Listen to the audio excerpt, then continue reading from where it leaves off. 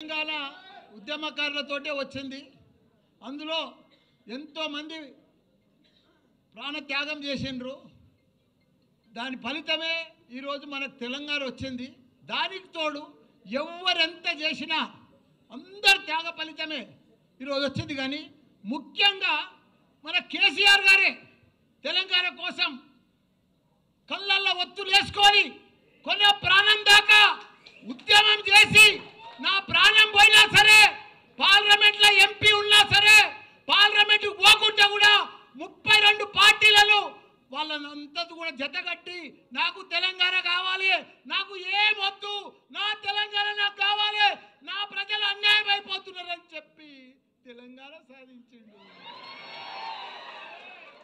సాధించినాక దాన్ని వదిలిపెట్టలే తెలంగాణను. తెలంగాణ రాకముందుకు మన పరిస్థితి ఏముండే? నీళ్లు లేకుండే, కరెంటు లేకుండే, ఒక గురుకుల పాఠశాలలు లేకుండే, ఒకరికి ఉద్యోగాలు లేకుండే, ఏమీ లేకుండే. పంట వండినా పంట కొనేటోడు దిక్కు లేకుండే. అసలు తెలంగాణను తీసుకొచ్చి అలా ప్రపంచంలో గుర్తుపట్టేటట్టు చేసిండు మన హైదరాబాద్ తెలంగాణను కేసీఆర్ కేటీఆర్ గారు. అసలు చూడు ఎసుంటి తెలంగాణను సాధించాడు. 10 ఏళ్లల్లో భారతదేశంలో 29 రాష్ట్రాలల్లో ఆదర్శ రాష్ట్రంగా తీసుకొచ్చిన ఘనత మన తెలంగాణ రాష్ట్రం, మన కేసీఆర్. ఇవాళ ఆయనను పట్టుకొని ప్రపంచంలోనే ఎత్తైన లిఫ్ట్ ఇరిగేషన్ ప్రాజెక్టు కట్టిందంటే కాళేశ్వరం మన కేసీఆర్.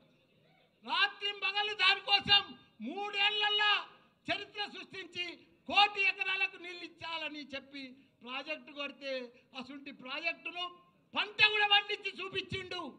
3 లక్షల కోట్ల మెట్రిక్ టన్నుల ధాన్యం పండించి చరిత్ర సృష్టించిండు భారతదేశంలో.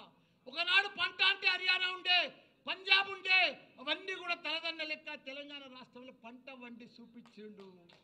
ఈరోజు అసలు తెలంగాణను వాళ్ళ దుర్యోధనుల చేతులకు పోయింది, కౌరవుల చేతులకు పోయింది. ఆ చేతులకు పోతే ఎంత ఘోరము ఎంత పాపము. వాళ్ళకు పరిపాలన వస్తలేదు, వాళ్ళకు అడ్మినిస్ట్రేషన్ వస్తలేదు, వాళ్ళకు అవగాహన లేదు, వాళ్ళకి ఏమీ లేదు. వాళ్ళు ఏం చేస్తున్నారో కూడా వాళ్ళకే అర్థమవుతలేదు. పంట వండుతుంది, కొనే దిక్కు లేరు, మొలకలు వెళ్తున్నాయి. ఇవాళ ఎవరన్నా సుఖంగా ఉన్నారా? ఎవ్వరు సుఖంగా లేరు. ఒక రైతు సుఖంగా లేడు, రైతు బంధువు లేదు, రైతు ఇది లేదు, ఒక వ్యాపారాలు లేవు. బంగారం దుకాణంలో కూడా 1,00,000 రూపాయల ధర ఇది కానీ కొనేటోడు లేడు. బట్టల వ్యాపారాలు లేవు, ఎక్కడ కూడా భూముల బేరాలు లేవు, ఏ బేరం లేదు. మొత్తం దరిద్రం అయిపోయింది తెలంగాణ. అంత దరిద్రం చేసి బంగారం అసలు తెలంగాణ. నాది కూడా ఏముందన్న, అందరు బాగుంటేనే నా తన పైసలు కడతారు కదా. ఇప్పుడు అందరు బాగా పంటలు పండి పైసలు వస్తేనే కదా నాకు బాగా అడ్మిషన్స్ జరుగుతాయి. అంత ప్రాబ్లం ఉంది. భయపడేది ఏం లేదు. 3 ఏళ్ళు లోపుకే పట్టుండ్రి. 3 ఏళ్ళు అయితే మన రాజ్యమే వస్తుంది, మన కేసీఆరే వస్తాడు. మనకు ప్రాబ్లం లేదు. ఎందుకంటే వాళ్ళ గోయి వాళ్ళే తవ్వుకుంటున్నారు, వాళ్ళ గోయి ఎవడో తవ్వేది అవసరమే లేదు. కాబట్టి వాళ్ళు ఇంత ఘోరం చేస్తారని ప్రజలకు అర్థమైపోయింది. మేము ఎంత అన్యాయం అయిపోయినాం. ఊర్లో పడితే కానీ సిటీలో కానీ ఎక్కడ చూడు, అమెరికాలో కూడా బాధపడుతున్నారు. మన రజోత్సవం సభకు ఎంత ఇలా పొద్దుగాలు అయితే ఎంత సక్సెస్ఫుల్ అయింది. ప్రతి పౌరుడికి, ప్రతి ప్రజలకు, ప్రతి ఒక్క వ్యాపారానికి, ప్రతి రైతుకు, ప్రతి కుల సంఘాలకు, ప్రతి ఒక్కరికి అర్థమైపోయింది మళ్ళీ మా కేసీఆరే కావాలని. అందరు రోడ్డు మీద పడ్డారు. వాళ్ళు ఏం చెప్పినా మాయ మాటలే చెప్తున్నారు, అన్ని మాయ మాటలే చెప్తున్నారు, టైంపాస్ మాటలు చెప్తున్నారు, టైంపాస్ పరిపాలన చేస్తున్నారు. వాళ్ళు ఇట్లనే పొద్దు కూడా కొట్టేస్తారు ఈ 3 ఏళ్ళు.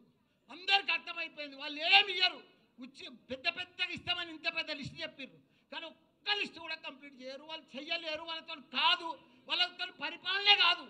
అట్టర్ ఫ్లాప్ అయిపోయింది ఈ ప్రభుత్వం. కాబట్టి మీరు కూడా ఒక సైనికుల లెక్క ఇది మంచి టైం వచ్చింది, మీకు కష్టపడాలి. అప్పుడు కేసీఆర్ సార్ ఎట్లా కష్టపడ్డాడో మీరందరూ కూడా అప్పుడు ఎవ్వరు లేకుండా ఒక 5-6 మనుషులే ఉండే అప్పుడు తెలంగాణ వచ్చేటప్పుడు. ఇప్పుడు ఇంతమంది ఉన్నారు, 60 లక్షల మంది మన సభ్యత్వం ఉంది. మనం అందరం కూడా కష్టపడితే రేపు లోకల్ బాడీస్లో కానీ ప్రతి దాంట్లో మనమే గెలవాలి.